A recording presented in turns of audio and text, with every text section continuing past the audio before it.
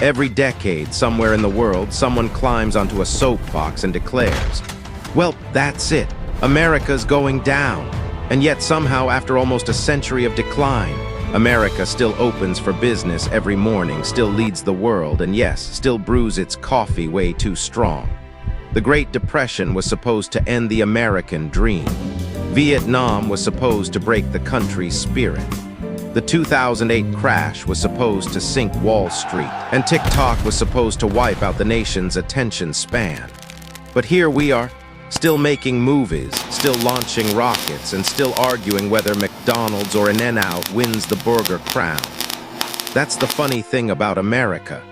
We've been in decline for nearly 100 years, yet our GDP, our military, and our movie box office just keep climbing like nobody sent us the funeral invite. Maybe it's because America never really learned what decline means.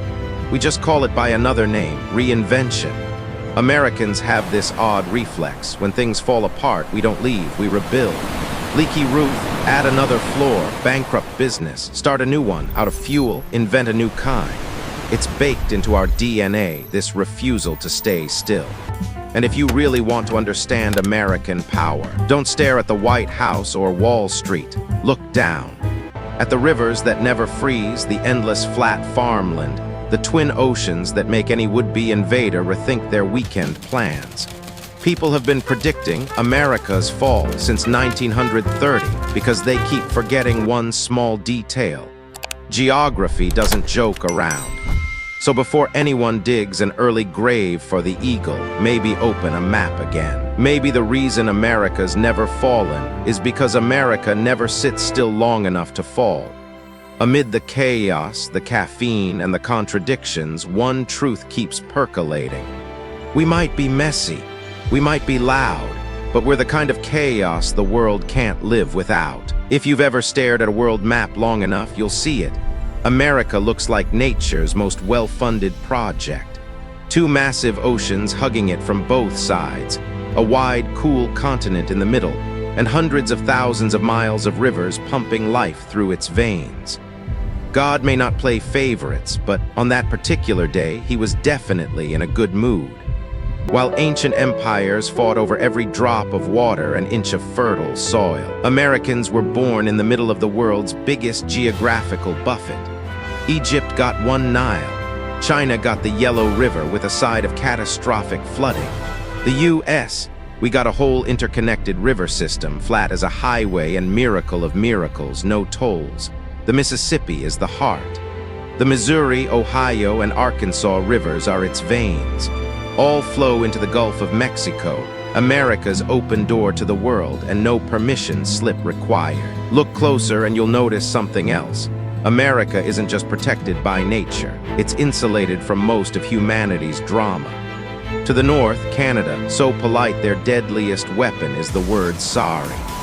To the south, Mexico, lively, passionate, but no existential threat.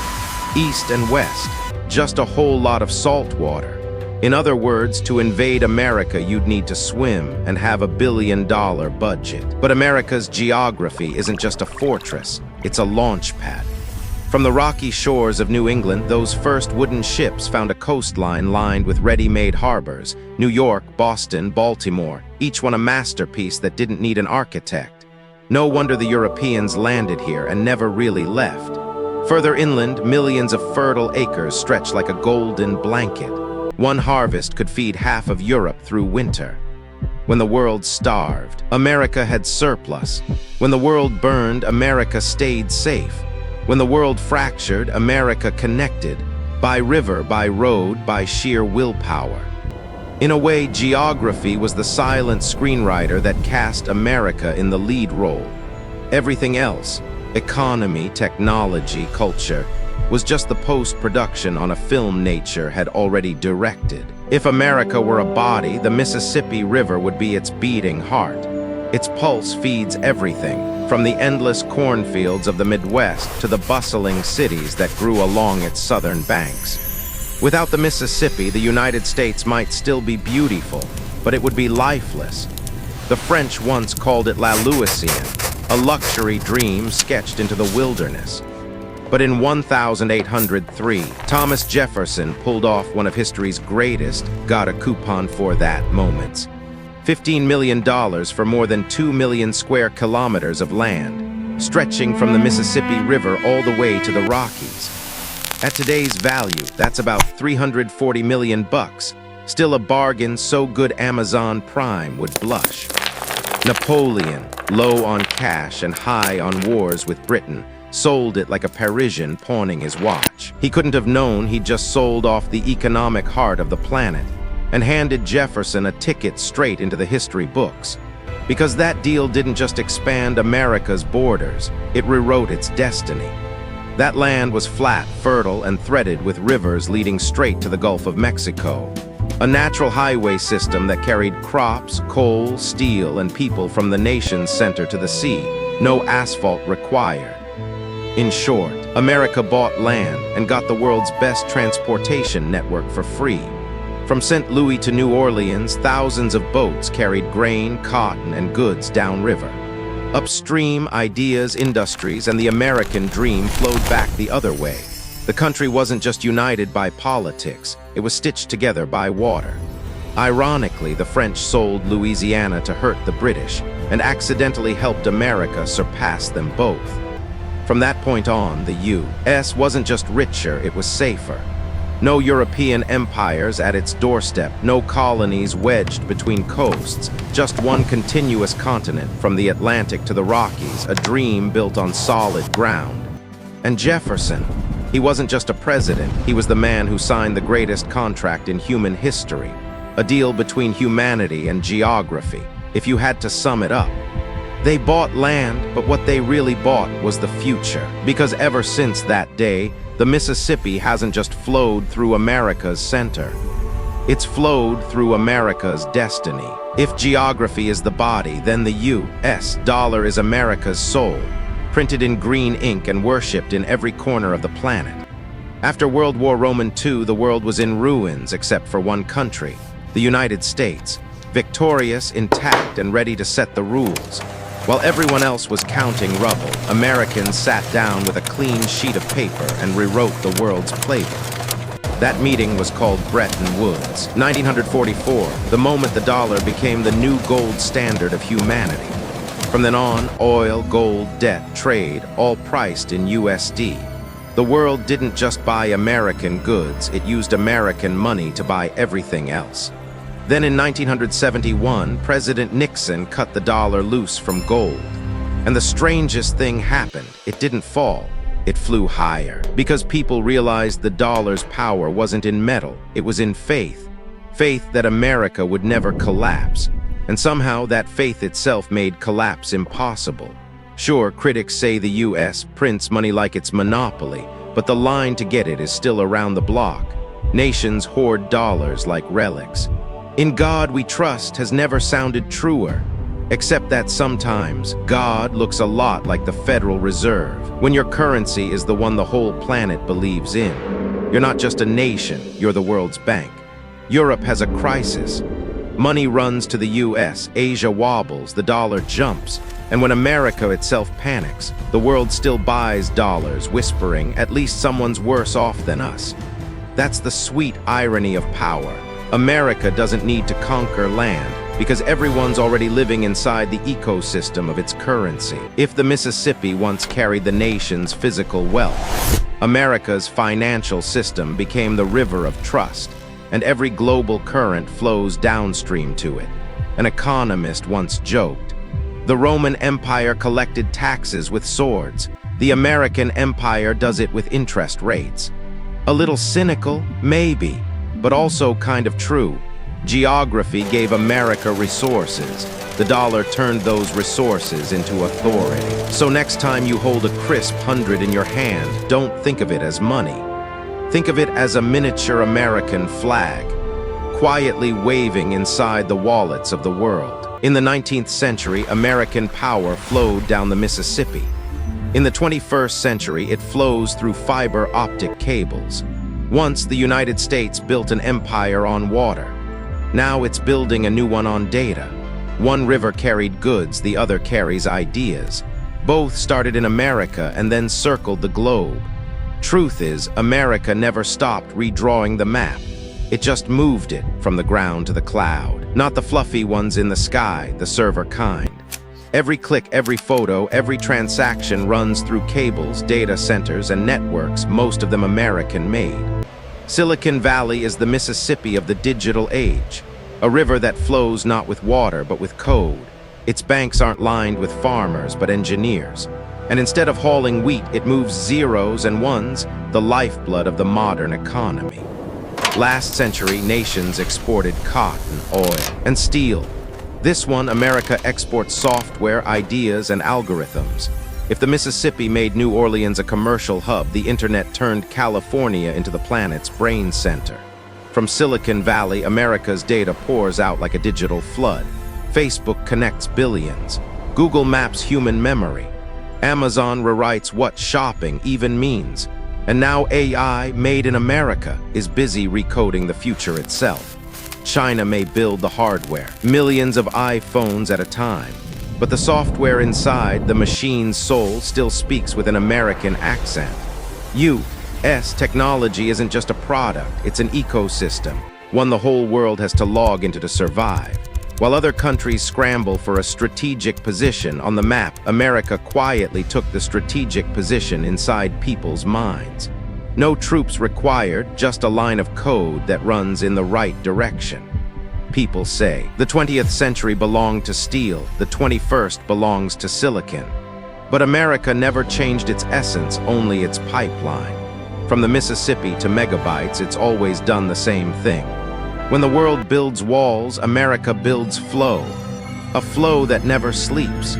A flow that carries the DNA of freedom, curiosity, and that distinctly American trait, the courage to try, to fail, and to hit refresh anyway. Here's something people often forget.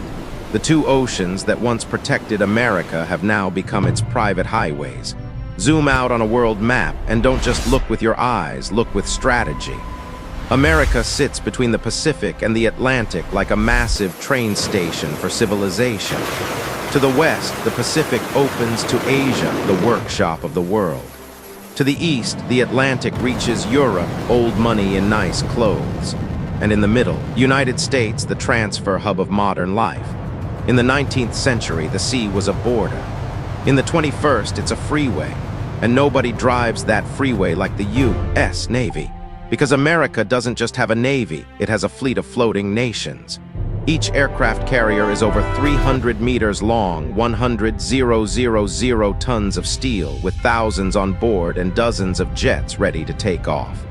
They're called symbols of power, but they are really moving maps, territory on the move. Other countries build ships to guard their coasts. America builds ships so it doesn't need coasts. When needed, they appear in the Mediterranean, or off Japan, or in the Indian Ocean just to remind everyone they still can. No other nation can do that because no other nation has to. The U.S. doesn't wait for war to come knocking, it sails out to meet it first. One analyst once quipped, 2 oceans protect America and 11 fleets protect the oceans. That's why for a century and a half, no bomb has fallen on New York or Los Angeles. While others build walls, America builds ships. While some close their ports, America keeps its harbors open. From afar, watch a U.S. carrier slide through the waves. It's almost surreal. A floating city of steel carrying the heartbeat of a continent. The roar of jet engines mixes with the crash of the sea, the soundtrack of an empire that never sleeps. To America, the ocean was never a boundary. It was an invitation to venture out, to be present, to remind the world. When you control the sea, you don't need to control people. They adjust to you. That's the art of American power, not occupation, but presence. To stay visible long enough for the world to forget you ever had to arrive. If aircraft carriers are America's muscles, then its people are the heart, a heart that never sleeps, beating to the rhythm of migration, dreams, and rebirth. America has never really been one people. It's a symphony, a chorus of hundreds of voices, thousands of languages, and millions of stories that all begin the same way. I came here. Some came fleeing hunger. Some came running from war, some from fear, some chasing hope, and some just because they believed that here, if they worked hard enough, there'd be a place for them. From the Irish escaping famine, to the Italians bringing pizza dough, from the Germans who built breweries, to the Vietnamese, Cubans, Indians, and Mexicans, every wave of immigrants has stitched a new patch into that giant quilt called the United States. No one arrives in America the same way, but everyone brings the same invisible luggage, a belief that tomorrow can be better than today, and that not oil, not gold, not land is the most renewable energy on Earth. Americans born here may love their country because of its flag. Immigrants love it because of its possibility. They didn't bring pure blood. They brought new blood. They are the reason America doesn't age like Europe, doesn't close off like Japan, and doesn't stagnate like so many empires that forgot how to dream. Did you know? Google's co-founder Sergey Brin was born in the Soviet Union. Microsoft's CEO Satya Nadella came from India. Elon Musk, the man trying to colonize Mars, grew up in South Africa. And millions of others, though nameless to history, keep America's engine humming. Drivers, teachers, engineers, nurses, everyday immigrants who never let the lights go out. That's why when the world talks about the American dream, they're not talking about mansions or sports cars.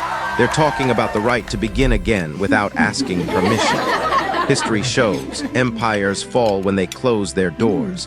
America endures because it keeps them open. Not always easily, not always fairly, but always with at least one narrow road that still leads to light. So if you ask, what keeps America young?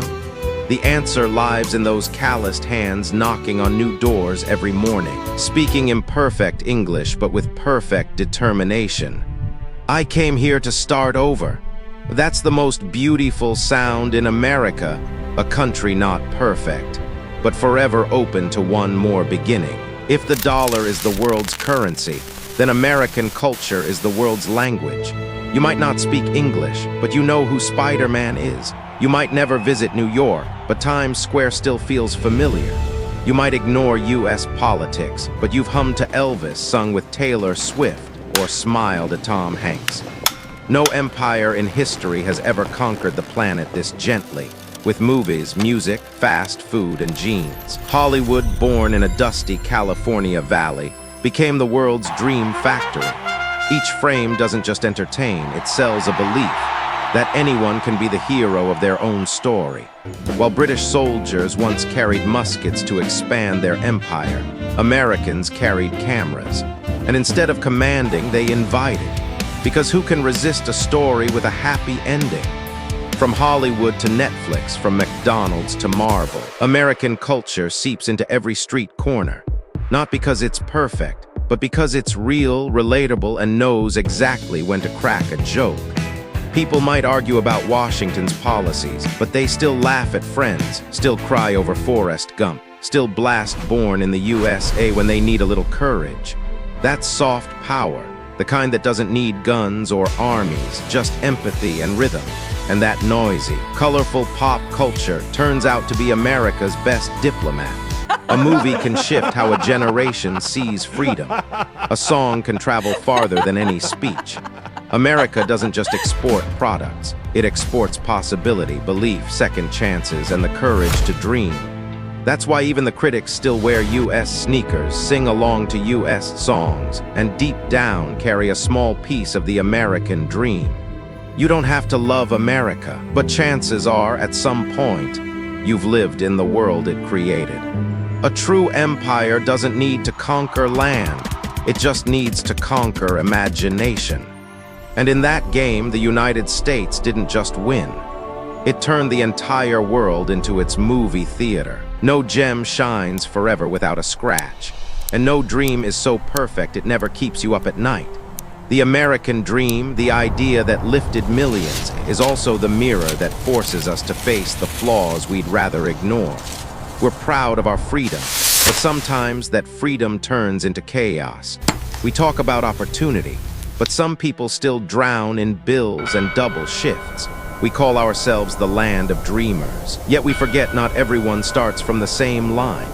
The American fortress still stands, but there are hairline cracks of inequality, of division, of exhaustion from running endlessly yet standing still. Americans argue sometimes too much. We fight over politics, climate, gender, faith, and sometimes forget we're all on the same side. This country is so wide it occasionally loses track of its own heartbeat. Technology once connected us. Now it sometimes builds walls we can't see. Artificial intelligence made us smarter, but also made us worry we're becoming the copy, not the creator. And behind the city lights there are quiet towns, factories closed, dreams rusting on empty streets. They don't want pity, they just want to be remembered. Yet maybe those cracks are what make America real. Empires don't fall because of fractures. They fall when they stop looking at them. Americans have a strange instinct. Every time they hit rock bottom, they dig up gold. The Great Depression gave birth to the New Deal. Vietnam's failure birthed civil rights and protest music. The 2008 crash spawned the digital economy that reshaped the world. We once bled for freedom. Now we have to learn patience with freedom. That might be democracy's hardest test. Because the American dream was never a guarantee of happiness. It's the right to stand back up, patch the wall, and keep dreaming. Maybe those cracks don't ruin the wall at all. Maybe they let the light in. Imperfect but honest. Not mythic but human. Every empire begins with a piece of land. Not every empire figures out how to give that land a soul. For America, geography was just the prologue. 2 oceans, endless rivers, fertile plains, gifts from nature. But it was people, their imagination, stubbornness, and spectacular mistakes who wrote the rest of the story. From the Mississippi to Manhattan, from Jefferson to Silicon Valley, from the clang of steel in Pittsburgh to the click of keyboards in Seattle, each generation has added another chapter to a book that never closes. America doesn't survive because of where it stands, but because of how it stands up, through wars, recessions, and divisions, through painful conversations about justice, liberty, and those 2 sacred words, we the people. 7 small words that still carry the loudest hope ever written, because they speak not of kings or borders, but of ordinary humans, who believe that together, even from ashes, we can begin again. Now the world changes by the hour. Rivers may dry, resources may fade, technology may outgrow us, but faith endures. Faith that freedom, if tended, can take root anywhere. That perhaps is America's true map, not drawn on paper, but printed in imagination. A nation not bounded by geography, but expanding through ideas. Land builds the foundation, but people raise the house. Money builds prosperity, but trust builds life. Technology builds tomorrow, but courage decides where tomorrow goes. If America has a secret, it's this: our ability to doubt and to hope at the same time. We can argue ourselves hoarse and still believe that somehow we'll fix it tomorrow. That's why the American dream never sleeps. It isn't a promise that all will be well, it's the faith that together we can make it better. So the story of America isn't finished. It pauses here for a moment, under a sunset that touches 2 oceans, a country still writing itself line by line, heartbeat by heartbeat. We're still writing the next chapter of history, and maybe that's why America has never stopped beginning.